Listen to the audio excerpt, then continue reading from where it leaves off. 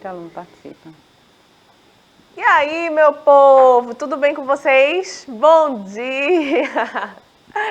Que bom estar aqui, né? Na sexta-feira, sextou, mas sextou com aula de língua portuguesa, não é? Depois a gente começa a sextar de verdade. Então, como vocês sabem, né? Sou a professora Carla. Estou aqui para a gente refletir um pouquinho sobre texto narrativo. Já começamos na aula passada. Vamos retomar, então, se você não acompanhou bem a aula passada, se não deu tempo de ir lá no YouTube, rever a aula, tirar dúvidas, não se preocupa porque eu sempre começo relembrando o que a gente viu na aula passada. Até porque língua portuguesa tem uma continuidade, né? A gente vai acumulando conhecimento. Nenhum exclui o outro, mas a gente vai acumulando esse conhecimento. Mas eu não estou sozinha, assim como você não está, não é? Vou começar falando dele, de Billy, que já reclamou comigo porque eu estava ajeitando meu cabelo quando eu comecei. Meu Deus, falando na hora da vinheta, desculpa, mas ele que manda, gente, na tecnologia. Muito obrigada, Billy. Estou aqui com o Bruno, nosso intérprete de Libras. Muito. Billy, para de reclamar comigo, tá reclamando. Bruno, maravilhoso, nosso intérprete, deixando aqui a nossa aula bem mais acessível para que chegue a todos. E ela, Dalila, né? Já perguntou se eu queria água, café. Olha, coração para você, viu? Você cuida de mim. Viu, Billy? Tá vendo como é? E também estou, como vocês sabem, acompanhada da maravilhosa professora Cláudia. Bom dia, professora. Bom dia, professora Carla. Tudo bem? Graças a Deus estamos aqui para mais uma aula, professora, mesmo que seja numa sexta-feira, mas estamos aqui. Esperamos que vocês estejam aí também nos assistindo, anotando, tirando dúvidas para podermos aprender mais sobre esse conteúdo aí da professora Carla que ela trouxe especialmente para vocês. Exatamente. Então a gente vai continuar falando texto narrativo, não é? Professora, texto narrativo é importante para mim, é importante a gente saber, é importante eu ficar aqui, porque quando a gente tem uma história, uma contação de história, uma história que a gente gosta de ler, uma novela, um filme, a gente está falando de narração. E é importante que a gente consiga, então, identificar o que é que compõe cada tipo de texto, cada gênero textual. Inclusive, eu sempre gosto de mostrar para vocês como cai esse assunto nas nossas provas, né? no Enem, porque a gente vai, ao longo da nossa vida, tendo contato com essas questões formais, né? Essas provas, e a gente precisa, sim, se avaliar o tempo inteiro para que a gente perceba no que a gente pode melhorar, porque sempre tem algo para melhorar, sempre tem algo para aprender. E por isso que é tão importante. Fica aí, não sai daí. Qualquer dúvida, comenta no chat. E como é que eu vou comentar no chat, professora? Não se aperrei, que eu vou lhe dizer agora. Como vocês sabem, essa aula fica lá disponível no YouTube. A aula vai acabar, mas vai ficar lá no YouTube. A hora que você quiser, se tiver alguma dúvida, depois surgiu alguma dúvida, você assistiu um filme, viu uma novela e está querendo saber o que é o enredo do texto narrativo, para identificar o enredo daquela novela, daquele filme, quer saber o que é enredo, vai lá no YouTube, procura nossa aula, coloca lá Educa Recife, que você vai encontrar todas as nossas aulas, tá certo? E pode comentar, porque a gente consegue ver também os seus comentários e a gente responde com muito carinho, muito prazer. Além disso, você pode baixar o aplicativo através dos QR Codes que vão aparecer agora na tela, porque Billy é eficiente. E aí você pode baixar esse aplicativo. Nesse aplicativo você vai conversar aí com a professora Cláudia, que ela está atenta ao chat. Você pode conversar, você pode comentar. Você pode tirar dúvidas, certo? Não nos deixem sozinhas, porque a gente gosta de interação, tá certo? Então, bora lá. Vamos começar. Ei, você mesmo.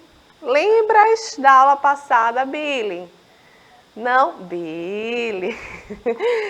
Mas você lembra? A gente começou a falar de texto narrativo, não foi isso? E a gente viu que, diferente de outros textos, como texto literário, um poema, ele tem umas características próprias. Um texto argumentativo, quando a gente lê um artigo de opinião, a gente está lendo aí um texto predominantemente argumentativo.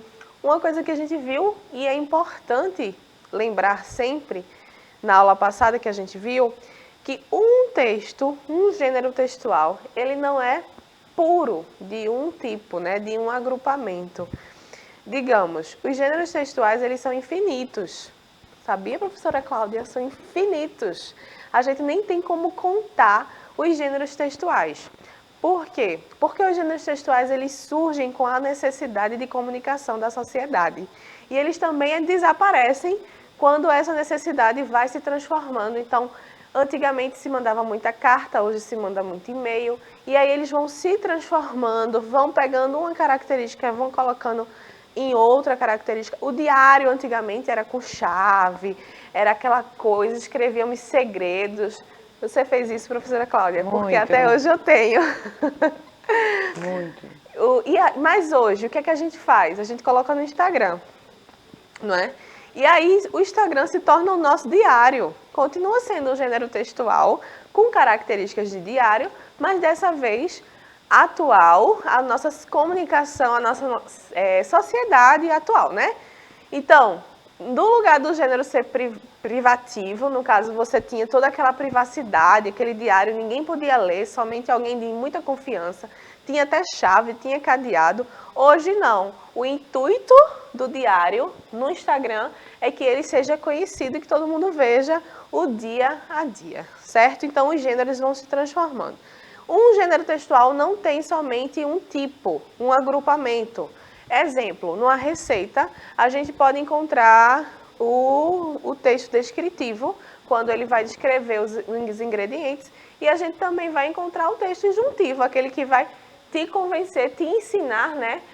O instrucional, aquele que vai te ensinar para você fazer aquele prato. Então, os gêneros vão se misturando aí com esses agrupamentos.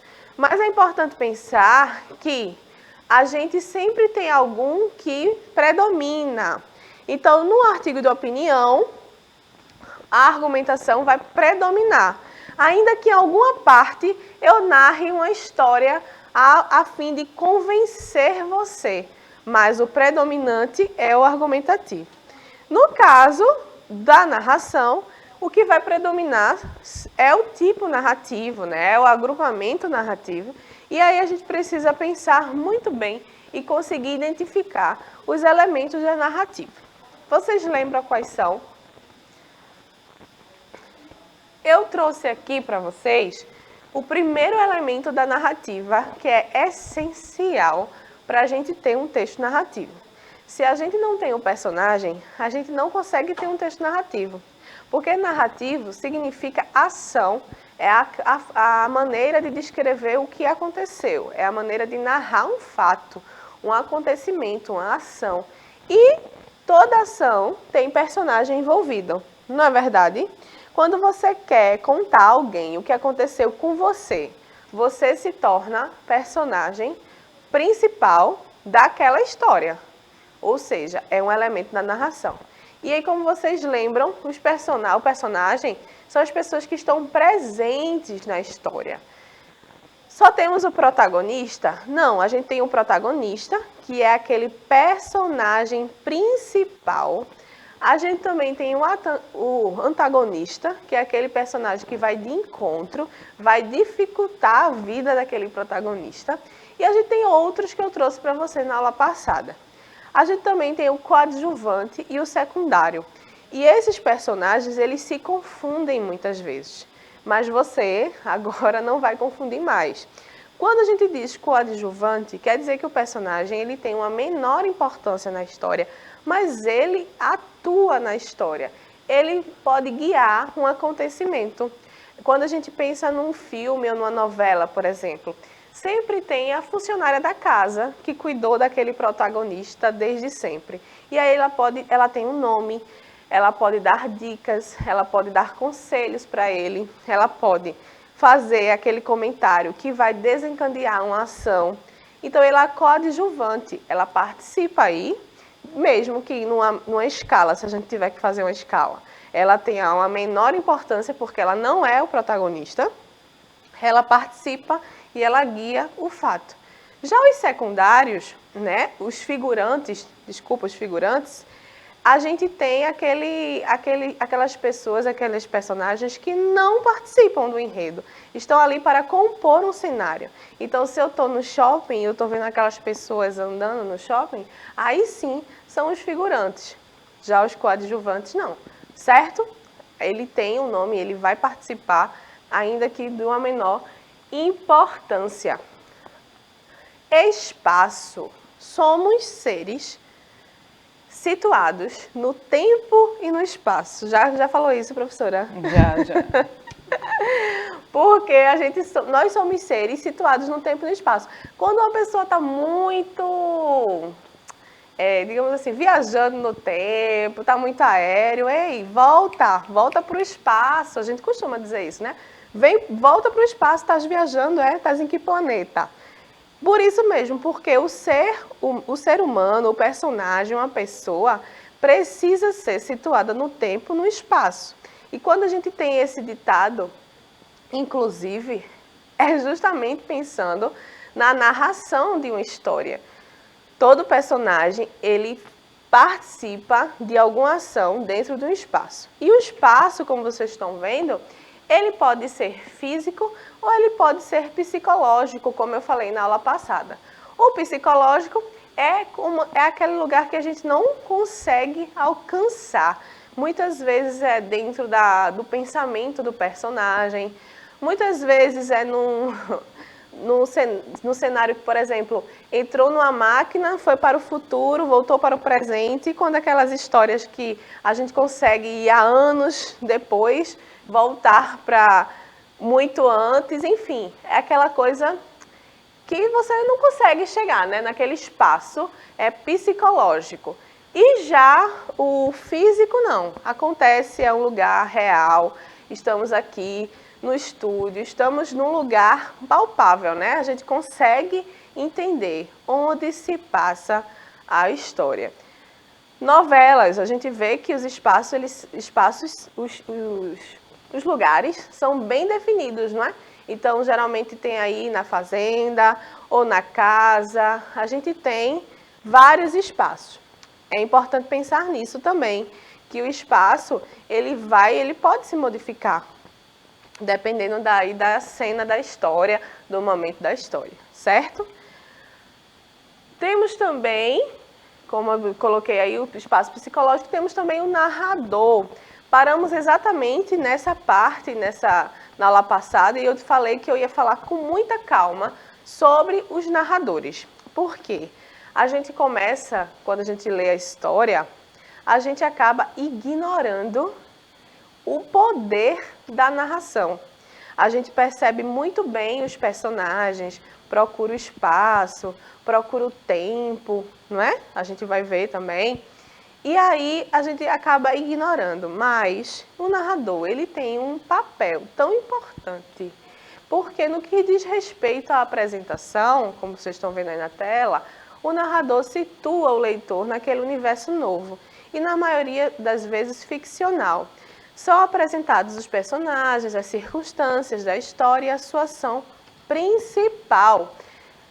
O que é ficcional, para a gente lembrar, né? É algo de ficção, algo inventado. E o não ficcional é algo que não é inventado, é uma coisa real. E a gente tem um texto narrativo real. Se aconteceu os relatos, por exemplo, são textos narrativos reais, não ficcionais. Mas os narradores, eles apresentam os personagens e eles guiam.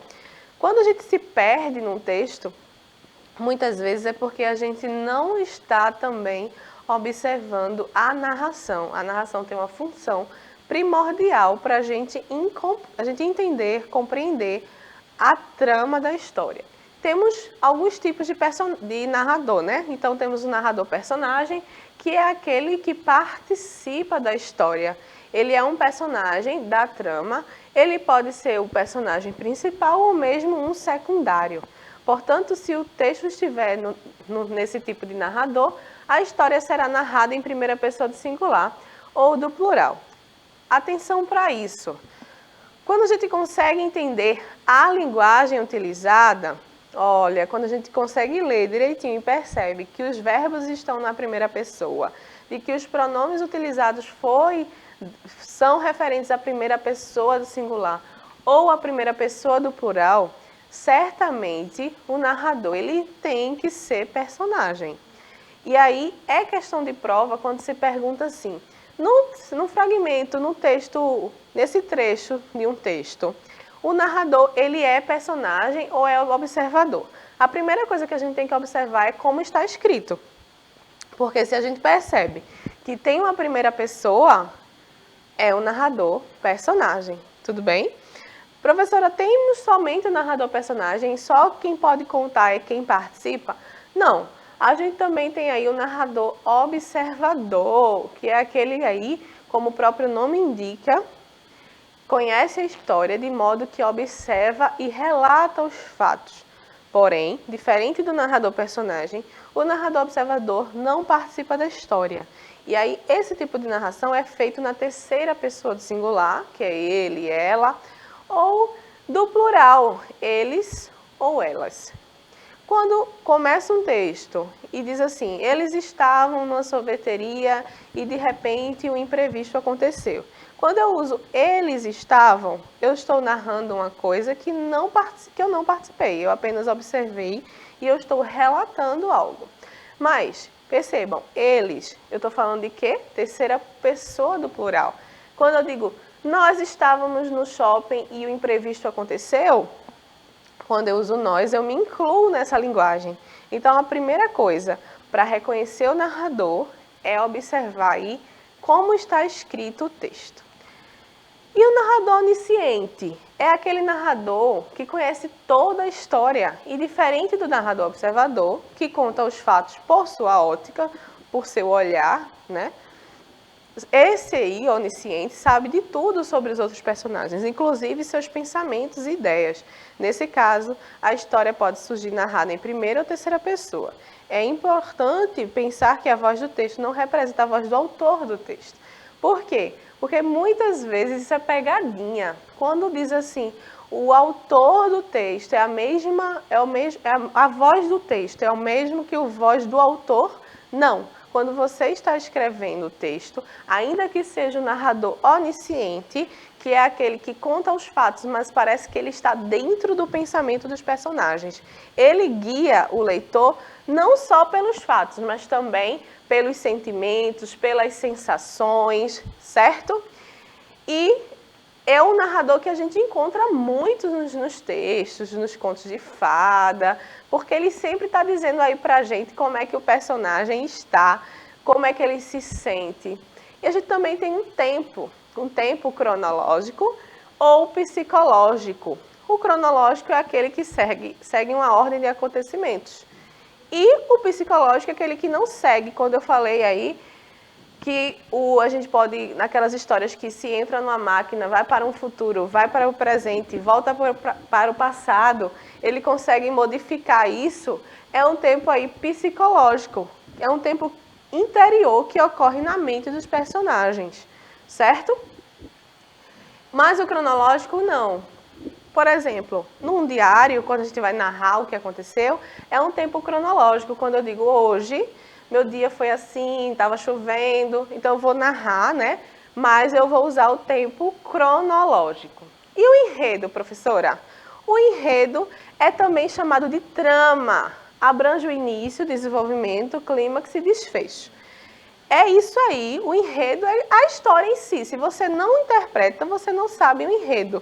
Você não entendeu o que é que acontece na história. Então, o enredo, para você entender o enredo, você precisa ler do início ao fim, assistir do início ao fim, para que você entenda realmente a trama, tá? Eu falei que ele é composto de conflito, do clímax, do desfecho. Rapidamente, são 3 momentos da trama importantes, né, para a gente pensar. O conflito é a parte que promove o choque na questão de aconteceu alguma coisa que a partir dali a gente precisa prestar bem atenção, porque talvez alguma coisa vai mudar. A gente tem o clímax. O clímax é aquele ponto que provoca a maior curiosidade do leitor, né? Então, começa no conflito, vai se desenvolvendo, o clímax é aquele ponto de êxtase, ou seja, quando o ponto enigmático do texto chegou no momento que a gente precisa parar para pensar aí no desfecho. E o que é desfecho?